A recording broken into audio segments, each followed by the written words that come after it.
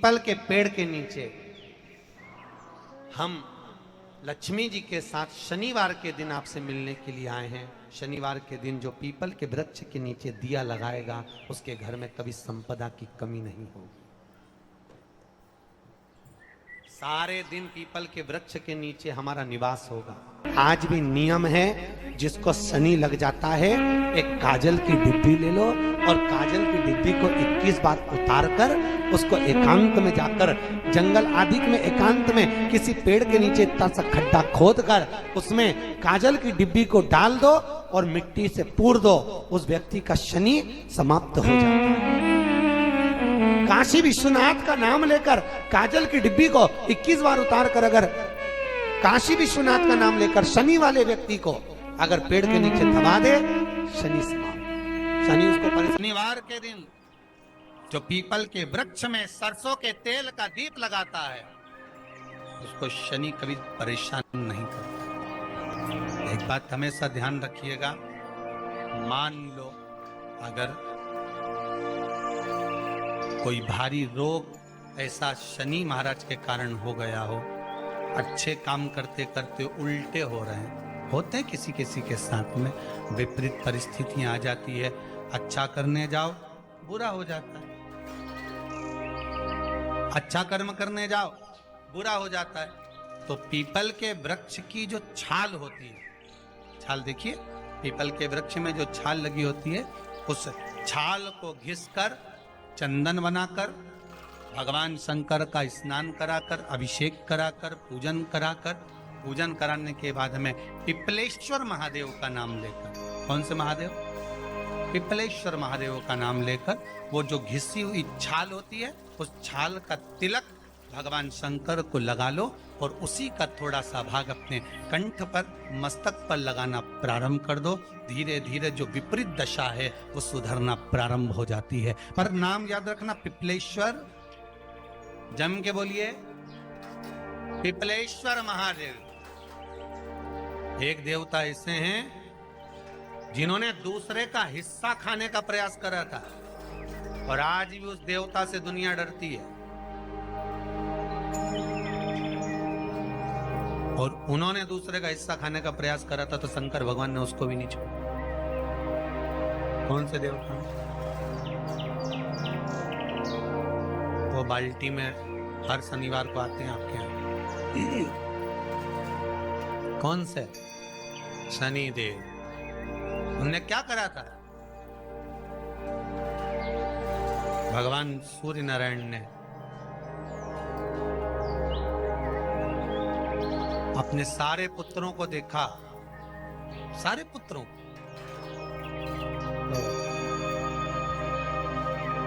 सारे पुत्रों को देखकर आज मेरे सूर्य नारायण भगवान बड़े सुखी, बड़े प्रसन्न। मेरा पुत्र शनि भी श्रेष्ठ है, मेरा पुत्र यम भी श्रेष्ठ है, सब ठीक है। आज भगवान सूर्य देवता ने अपने पुत्रों को बुलाकर कहा, आज मेरा मन कर रहा है कि मैं सारे लोगों का राज्य अपने पुत्रों को बांट दूं, सबको अपना अपना हिस्सा दे दूं। शनि महाराज जी को भी हिस्सा दे दिया गया। अब जब शनि महाराज जी को हिस्सा दे दिया तो शनि महाराज जी संतुष्ट नहीं हुए। दुनिया में ऐसे लोग बहुत सारे हैं जो संतुष्ट बहुत कम हो पाते हैं। शनि देव के मन में संतुष्टि नहीं हुई। जब शनि देव के मन में संतुष्टि नहीं हुई तो शनि महाराज उसी समय पर अपने सारे भाइयों का हिस्सा बटोरने लगे, उस पर कब्जा करने लगे। कब्जा करने लगे तो सूर्य देवता की आंख में जल भर गया। कितना तेजवान सूर्य नारायण, कितने तेजवान, कितना तेज भगवान सूर्य के पास में था। पर शनि महाराज को देखकर आज रो रहे हैं। शनि महाराज को, शनि महाराज ने अपने भाइयों के इस हिस्से पर क्या कर लिया? सूर्यनारायण भगवान की आंखों में जल भर गया कि मेरा पुत्र ऐसा कर रहा है। शनि को बुलाया सूर्यनारायण भगवान ने, समझाया और नहीं माना। किसी किसी की नियत होती है कि इसको इतना कैसे दे दिया, अम्मा ने इसको इतना कैसे दे दिया, पिताजी ने इसको इतना कैसे दे दिया, मैं तो कब्जा करूंगा, दुकान नहीं छोड़ूं, घर नहीं छोड़ूं, ये नहीं छोड़ूं, वो नहीं छोड़ूं। मत छोड़, एक दिन संसार छोड़कर जाना पड़ेगा। तब कहीं जमीन जायदाद छाती पे बांध के ले जाएगा। नहीं माने तो सूर्य देवता ने अपने गणों को भेज दिया, जाओ जरा शनि महाराज को जरा हटाओ वहां से। शनि महाराज को गुस्सा आया और शनि महाराज ने उन सारे गणों को नष्ट कर दिया। सूर्य नारायण रो रहा है। भगवान शंकर की पंचायत में सूर्य देव भी हैं, मतलब शंकर भगवान के मित्रों की गणना में सूर्य आते हैं। भगवान विष्णु, सूर्य नारायण, शंकर भगवान, माँ दुर्गा, गणेश जी, ये पंचायत है ना शंकर की, शिव पंचायत। शिव परिवार में कार्तिकेय, गणेश जी, पार्वती जी, शंकर जी, नंदी, ये शिव परिवार। पंचायत में सूर्य देवता। सूर्य नारायण को रोता हुआ देखकर भगवान शंकर को बड़ा दुख हुआ। शिव जी ने पूछ लिया, क्या बात है, आप रो रहे हो?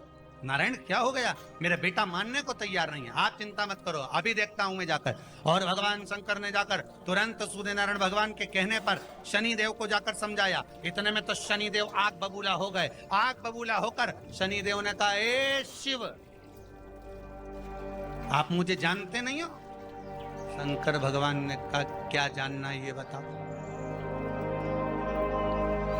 क्या जानना है ये बताओ।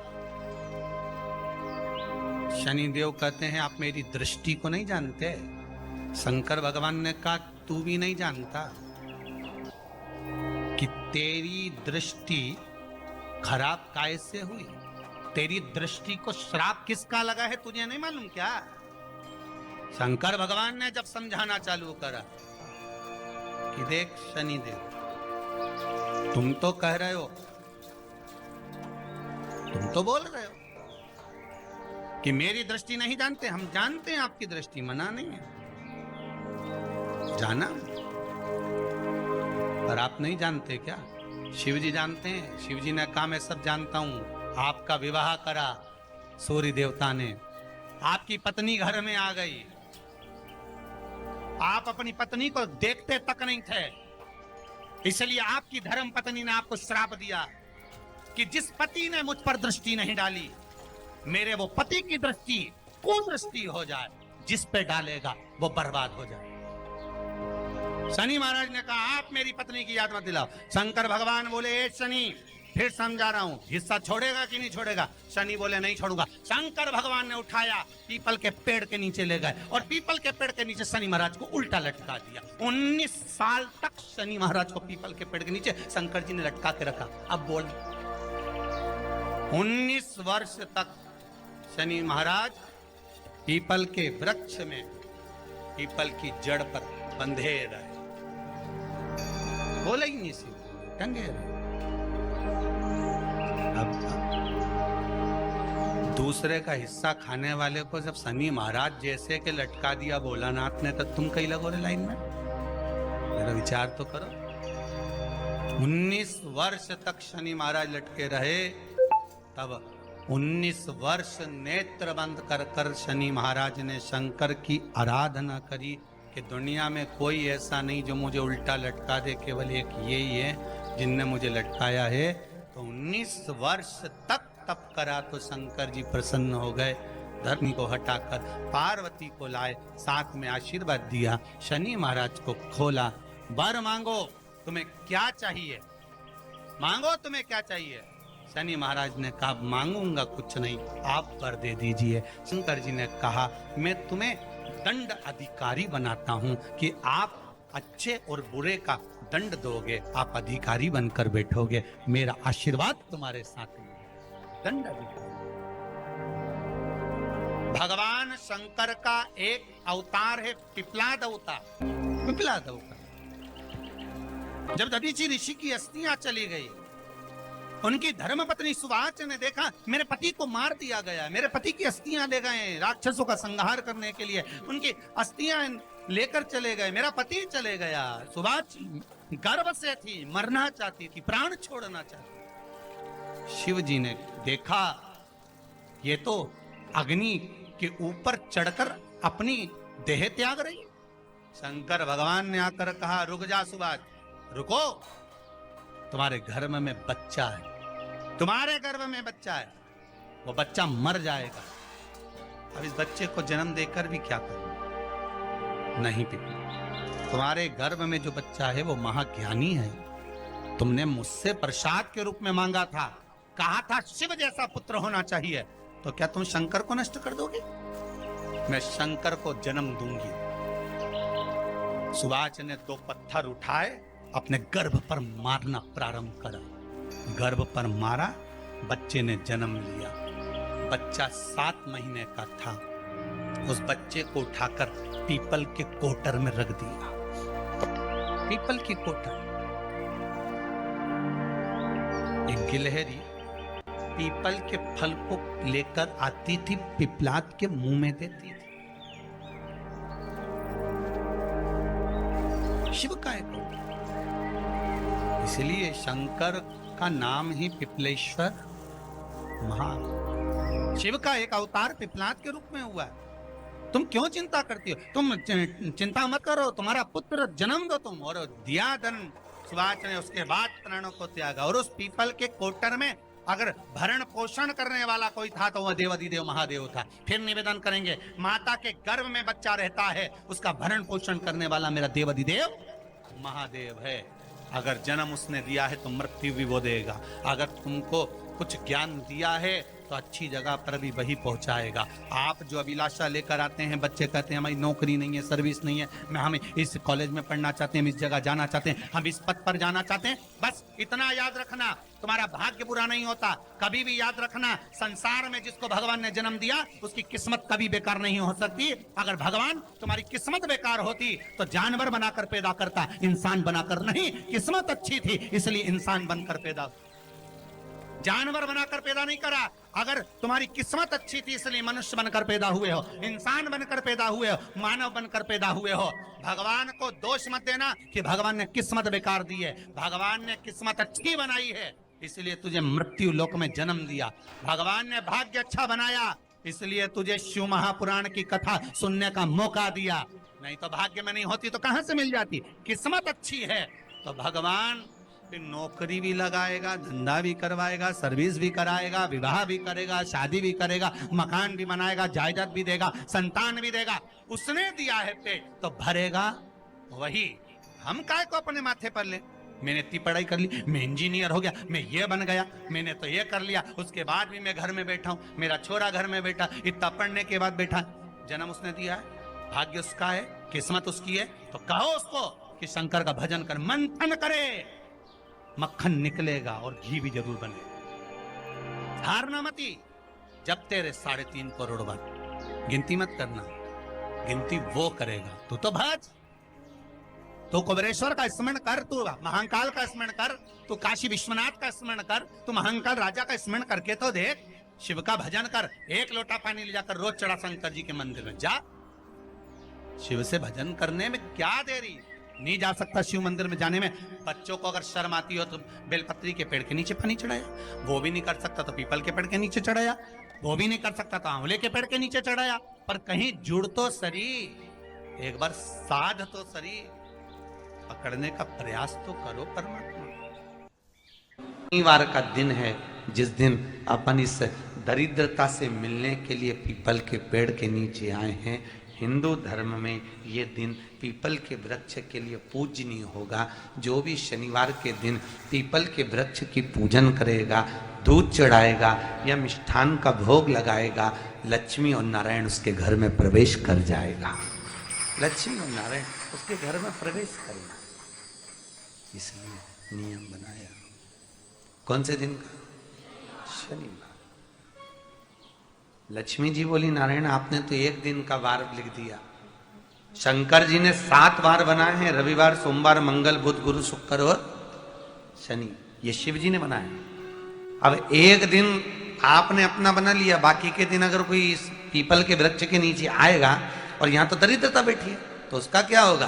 भगवान नारायण बोले, सुन दरिद्रता, तेरे से एक विनती है, अगर कोई भी मनुष्य इस पीपल के पेड़ के नीचे अगर 7 दिन में आता है और उसके हाथ में अगर कोई सामग्री होती है तो तू उसके घर में प्रवेश नहीं करेगी। नियम है पीपल के वृक्ष का, या तो पानी का लोटा लेकर जाओ, कुंकू का चोपड़ा लेकर जाओ, शक्कर लेकर जाओ, या पेड़ के नीचे चींटी को डालने के लिए आटा ले जाओ, पर खाली हाथ पीपल के वृक्ष के नीचे कभी मत जाओ, कभी नहीं जाओ। खाली हाथ जाओगे तो दरिद्रता तुम्हारे घर में प्रवेश करेगी। दरिद्रता उठकर खड़ी होकर बोली, नारायण तुमने अपनी मनमानी करी है, एक दिन मुझे भी मेरा चाहिए। भगवान ने कहा बोल कौन सा दिन चाहिए।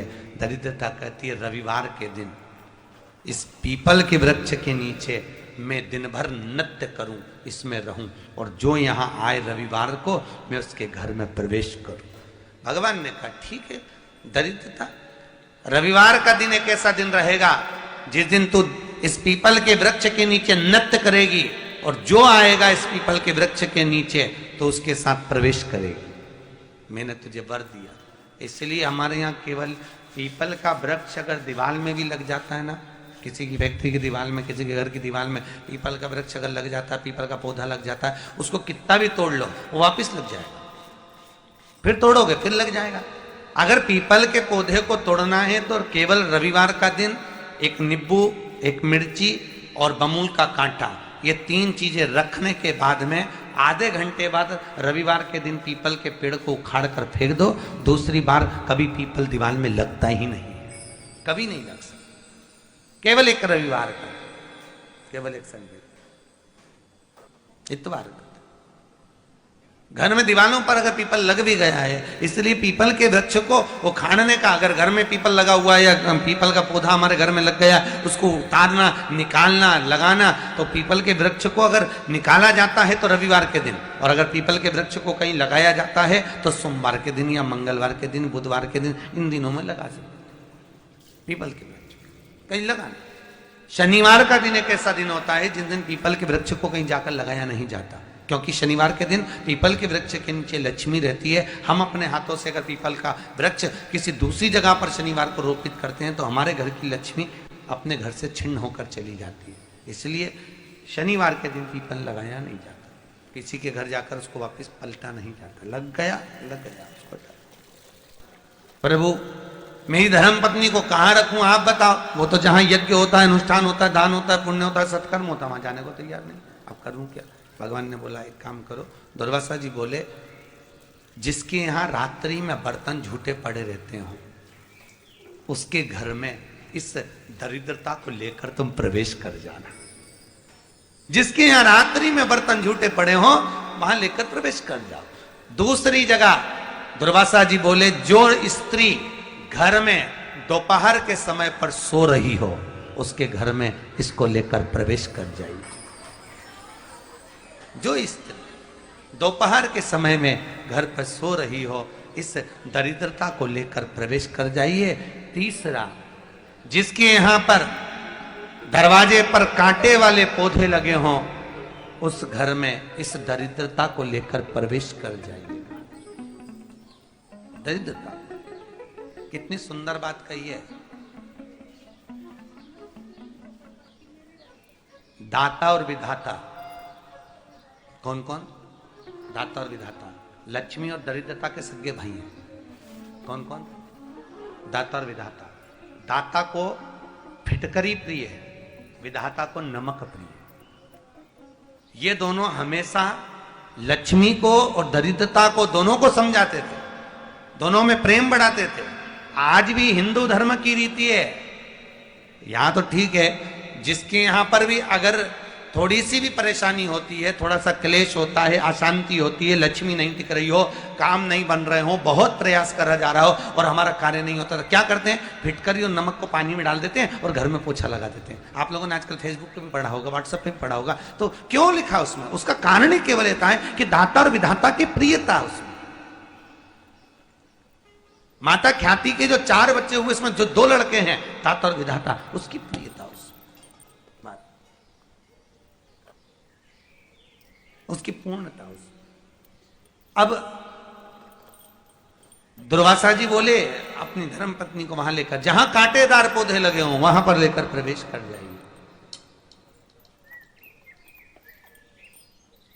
कांटेदार पौधों में उस दरिद्रता का निवास हो गया।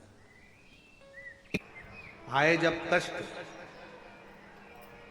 बहुत कष्ट का जीवन चल रहा हो, बहुत कष्ट की जिंदगी चल रही हो, ध्यान लगाना, अगर कष्ट का जीवन चल रहा हो, तकलीफ की जिंदगी चल रही हो,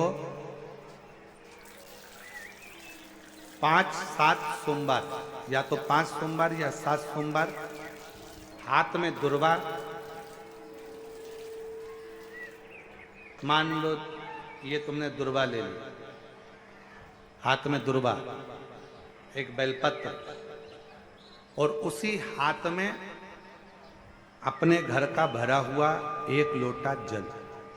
पहले रखना है दुर्वा, फिर रखना है बेलपत्र, उसके बाद में हाथ में 1 लोटा जल, और दोनों हाथों का स्पर्श करते हुए जो अपना पूजन का कक्ष होता है घर के अंदर का, उस पूजन कक्ष की साक्षी में खड़े होकर अपने कुल देवता, पितृ देवता और अन्य देवताओं का स्मरण करते हुए, बाबा बहुत दुखी हूँ, बहुत तकलीफ में हूँ, बहुत कष्ट में हूँ, मेरा परिवार आज तकलीफ में है, मेरा परिवार आज कष्ट में है, दुख में है, कष्ट में है।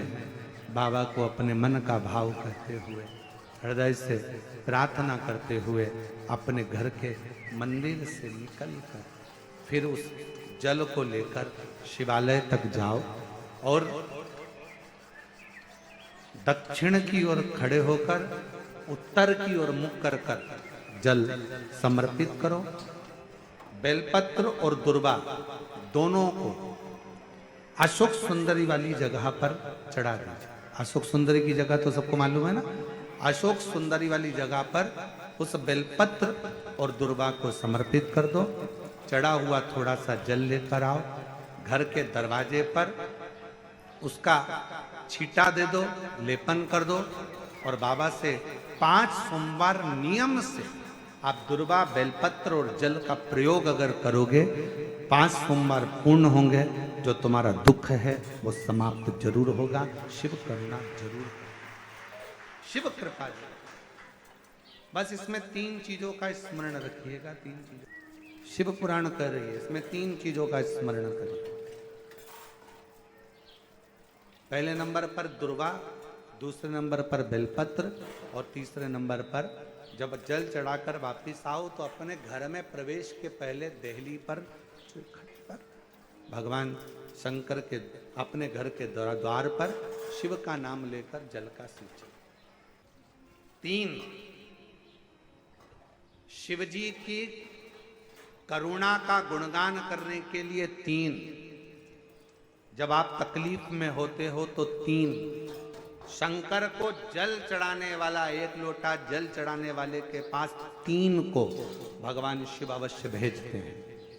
दुख को समाप्त करने से पहले 3 को मेरा शंकर आपके दरवाजे पर जरूर भेजता है।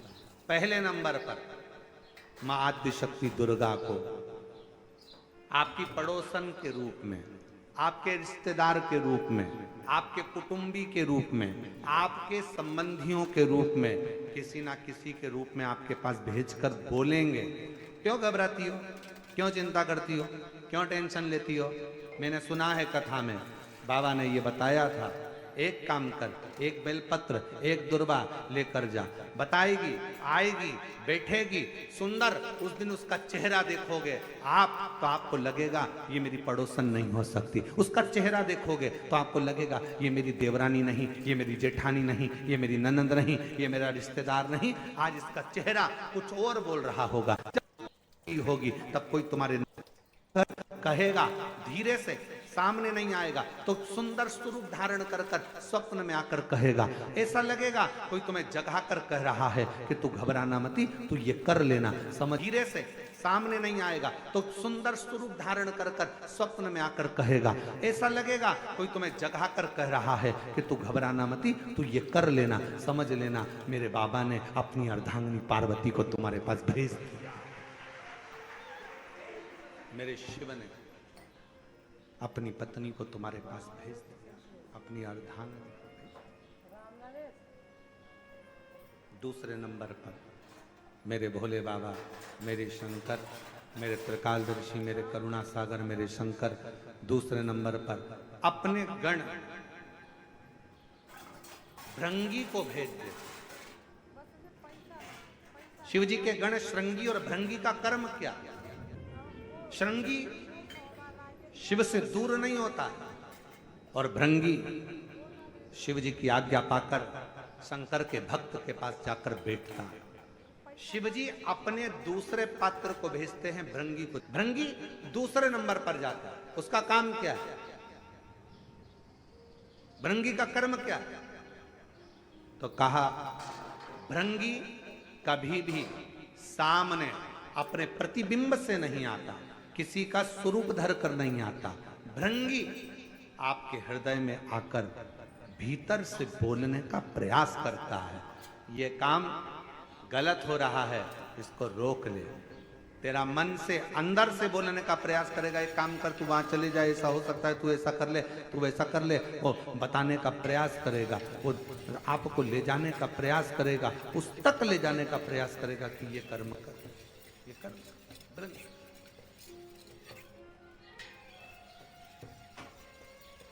दूसरे नंबर पर भृंगी आपके मन की वाणी को शिव तक पहुंचाने का प्रयास करेगा। और तीसरे नंबर पर भगवान शंकर अपने भक्त का दुख हरने से पहले तीसरे नंबर पर भेज देते हैं अपने नंदीश्वर को, अपने नंदीगण को। मेरे शिव भेजते हैं। नंदी का काम क्या है? जैसे ही नंदी आता है, कोई व्यक्ति के रूप में, किसी रूप में, किसी फोन के रूप में, किसी कॉल के रूप में, किसी पत्र के रूप में, किसी मैसेज के रूप में, जब नंदी तुम्हारे घर में प्रवेश करता है तब वो तुम्हारे रास्ते को क्लीन कर देता है, रास्ते को साफ कर देता है, उसको मार्ग प्रशस्त कर देता है। आप दिल से उससे कहो, जहां तार ना जुड़े। कोई कई जगह कहे ना, अभी हमने कहा कि हमारे बच्चे कहे यहाँ पर सिग्नल मिल रहा है, कोई कहे वहां सिग्नल मिल रहा है। अगर सारी दुनिया से हार गए तो फिर एक जगह पर जाकर सिग्नल मिलाना। एक बार शिव महापुराण की कथा में पहुंचकर बाबा देवादिदेव महादेव से अपने मन की बात कहकर कभी योग बन जाए तो उस कथा में आसन बिछाकर जमीन पर अपना आसन डालकर ये नहीं सोचना कि मैं वीआईपी कितनी हूं, मुझे कहां बैठना चाहिए, कहां रहना चाहिए। एक बार उस पवित्र प्रांगण में जहां बाबा की कथा हो रही हो, जहां बाबा कुबेर भंडारी का आनंदमय कथा कर तत्व ग्रहण करने को मिल जाए, वहीं पर रात्रि विश्राम कर कर बाबा से अपने दिल की बात कहकर अपने मन की बात जरूर कहना। ये निश्चित है मेरे बाबा से तुम्हारा सिग्नल जरूर मिलेगा और शिव आपकी बात को स्वीकार जरूर, शिव सुनेगा। भगवान देवादिदेव महादेव को जल चढ़ाते हैं, उसके 5 अलग अलग तरीके हैं। बहुत सावधानी से सुनना कथा, आपकी और हमारी जिंदगी की सार्थकता को सिद्ध करने वाली कथा। आज पंजाब की इस पवित्र भूमि पर अगर यह प्रसंग निकला है तो इसको आप अगर सुनेंगे तो आपका जीवन सार्थक होगा। शिव जी को 5 तरह से जल चढ़ाने का तरीका है। जैसे पंचामृत होता है, दूध, दही, शहद, घी, शक्कर, ये सब पंचामृत के अंतर्गत आते हैं। उसी तरह शंकर जी को 5 तरह से जल चढ़ाने का क्रम वर्णित किया गया। आप उसको समझेंगे, बहुत सावधानी से समझिएगा। पहला, जल लेकर आए, सीधे डायरेक्ट शंकर भगवान के शिवलिंग पर चढ़ा दिया। ये प्रथम जल का चढ़ाने का तरीका। दूसरा, जहां से पानी बहकर जाता है, जहां से जल बहकर जा रहा है, उसके ठीक विपरीत जल उत्तर में जा रहा है, आप दक्षिण में खड़े होंगे और दक्षिण में खड़े होकर उत्तर की ओर मुख करेंगे और शिव जी को जल समर्पित करेंगे। ये रोग मुक्त